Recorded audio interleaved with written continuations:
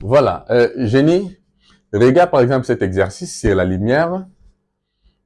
L'énoncé dit, un rayon laser se propage dans l'air et pénètre dans un diamant.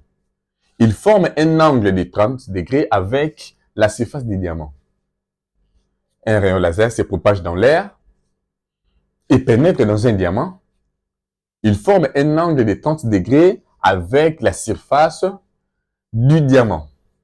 Les données sont là. Nous avons N1 millier de, c'est-à-dire l'indice D vaut 2,4 et l'indice 1 dans le millier 1 vaut 1,0. Quand on parle de millier D, tu comprends, c'est-à-dire le laser se propage dans un diamant. Quand le laser se propage dans les diamants, l'indice c'est 2,4. Mais lorsque les rayons ici, le laser se propage dans l'air ou la lumière. Lorsque la lumière se propage dans l'air, parce que quand on parle de laser là, on fait allusion à la lumière. La lumière se propage, quand la lumière se propage dans l'air ou dans le vide, il a comme l'indice 1. Mais quand ça se propage dans un diamant, l'indice est 2,4. Alors, la question, c'est, on te demande de schématiser la situation. Donc, la première question, tu dois schématiser la situation. Deuxième question, on te demande de déterminer l'angle d'incidence I. Tu détermines l'angle d'incidence I.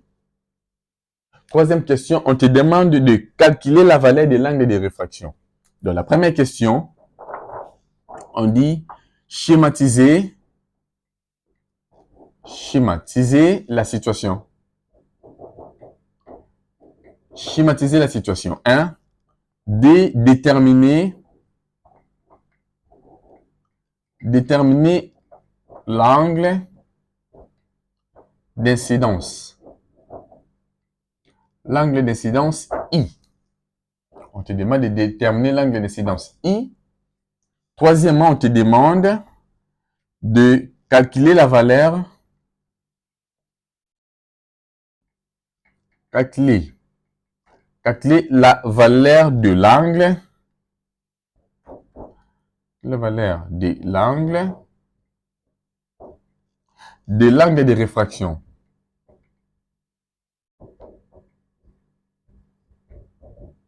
Voilà. Donc, il y a 3 questions. Schématiser la situation, la première question. Déterminer l'angle d'incidence I. Et troisièmement, calculer la valeur de l'angle de réfraction. Voilà, ça c'est les questions. Maintenant, nous allons passer une étape à l'autre. Résoudre maintenant. Nous passons par la solution. Nous allons maintenant faire la solution.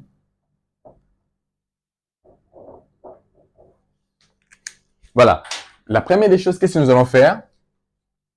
Nous allons d'abord tracer la surface de séparation. La surface de séparation est là. Ça, je l'ai fait à main levée. Hein. Ça doit être une ligne droite.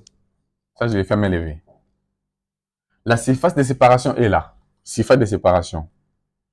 Surface de séparation. Ça, c'est la surface de séparation. Alors, il y a toujours une ligne. C'est la solution, c'est déjà c'est la solution. Il y a toujours une ligne qui doit traverser cette surface de séparation perpendiculairement. On appelle ça normal. La ligne là, ça y est là. La ligne ici traverse notre ligne de séparation ou dioptre perpendiculairement. Donc, on appelle ça normal. La ligne ici s'appelle normale. Maintenant, nous allons représenter les 30 degrés ici. Un angle de 30 degrés. Alors, les 30 degrés ici, comment nous allons les placer? À savoir, l'angle d'incidence se trace par rapport à la surface de séparation.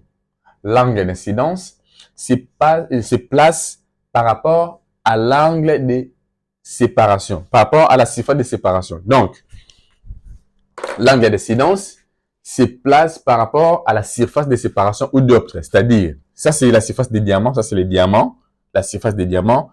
Alors, le rayon laser va se propager, va pénétrer dans les diamants ici. Comment nous allons tracer d'abord les 30 degrés ici? tu prends les rapporteurs, tu poses les rapporteurs ici, tu poses les rapporteurs et tu fais le comptage 0, 10, 20, 30. Tu te les mets là, ça c'est un exemple. Donc, on sait que là, jusque là, ça donne 30 degrés. Là, tu as tracé les 30 degrés sur la surface des diamants. 30 degrés. Maintenant, ils ont dit, deuxième question c'était, déterminer l'angle d'incidence. Alors, l'angle d'incidence que nous allons déterminer, c'est combien? Comment est-ce qu'on va faire? Nous allons faire ceci. On sait que comme la ligne normale, avec la ligne de surface de séparation, constitue ce qu'on appelle un angle droit. Or, un angle droit à 90 degrés, c'est que j'ai bien connu. Qu'est-ce qu'on fait pour trouver maintenant l'angle d'incidence? Je sais que l'angle droit constitue 90 degrés, qui vaut l'angle d'incidence plus le 30 degrés. Alors, si je trouve comme inconnu, ça sera 90 degrés moins 30 degrés qui me donne 60 degrés. Donc, je sais que cet espace ici vaut 60 degrés. Donc, j'ai trouvé la deuxième question. Donc, j'ai trouvé l'angle d'incidence qui vaut 60 degrés. Alors, la troisième question, c'est calculer la valeur de l'angle de réfraction.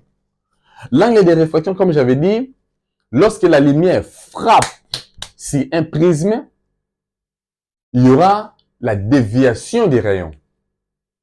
Quand ça frappe sur la lentille, il y aura toujours une déviation. Alors, cette déviation, on va le voir ici. Mais comment est-ce qu'on va procéder pour trouver l'angle ici? Il y a un calcul qu'on doit faire. Alors, pour établir la formule, il faut que nous sachions établir d'abord. Sur la surface, on a toujours N1, qui représente le millier 1 multiplié par l'angle d'incidence. Donc, nous avons le millier 1 multiplié par l'angle d'incidence. Et en bas, nous avons le millier 2 multiplié par l'angle réfracté. R. Angle réfracté. Alors, pour trouver l'angle ici, on va faire l'égalité entre le millier 1, c'est la surface, et le millier D, c'est-à-dire à l'intérieur des diamants, qui traverse les diamants, la lumière qui traverse les diamants. Donc, on va faire l'égalité, l'équation. Donc, qu'est-ce que nous allons faire? Nous allons écrire N1 multiplié par sinus d'incidence égale N2 multiplié par l'angle réfracté. N1 multiplié par sinus 1, sinus l'angle d'incidence égale à N2 multiplié par sinus de réfraction ou l'angle réfracté. Alors, on peut remplacer les valeurs. N1, c'est combien? C'est 1. Je remplace 1. 1,0, comme c'est écrit là.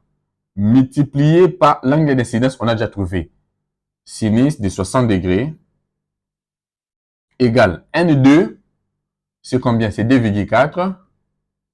Multiplié par réfracté, l'angle réfracté. Alors, la question, c'est calculer la valeur de l'angle de réfraction. C'est ça qui est notre inconnu. C'est ça qui est notre inconnu.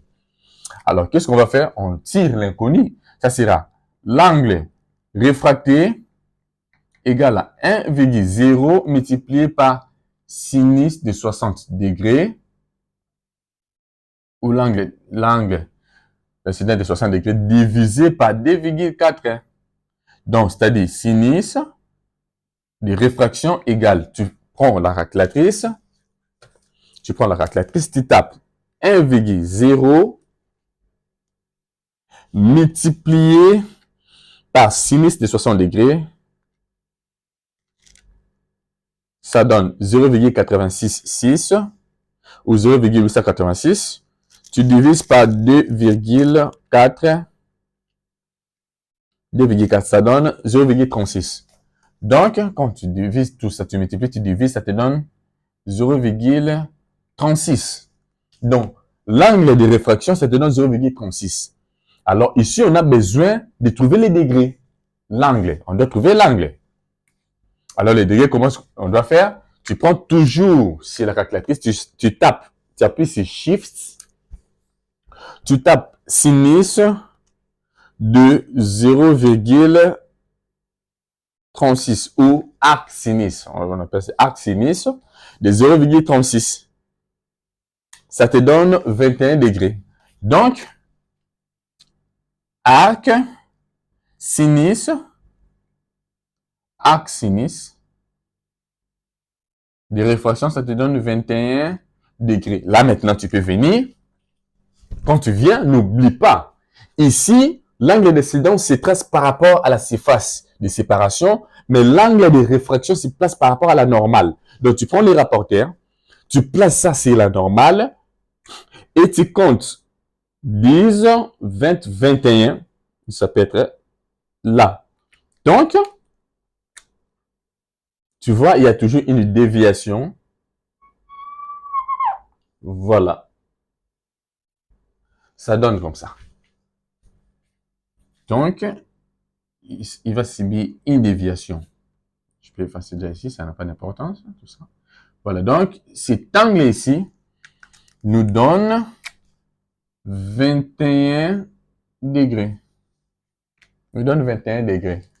Donc, la question est résolue. La première question, c'était schématiser la situation. On a schématisé la situation. Le schéma est là. On a toujours les rayons d'incidence. On a les rayons réfléchis, mais ici, ce n'est pas mentionné. C'est pour cela on ne l'a pas écrit. Et nous avons les rayons refroidis, c'est-à-dire qui traversent la surface de séparation ou le prisme. Voilà, là, c'est angle de réfraction. Voilà la question où le problème est résolu. Voilà, je vais encore envoyer d'autres exercices, tout cela.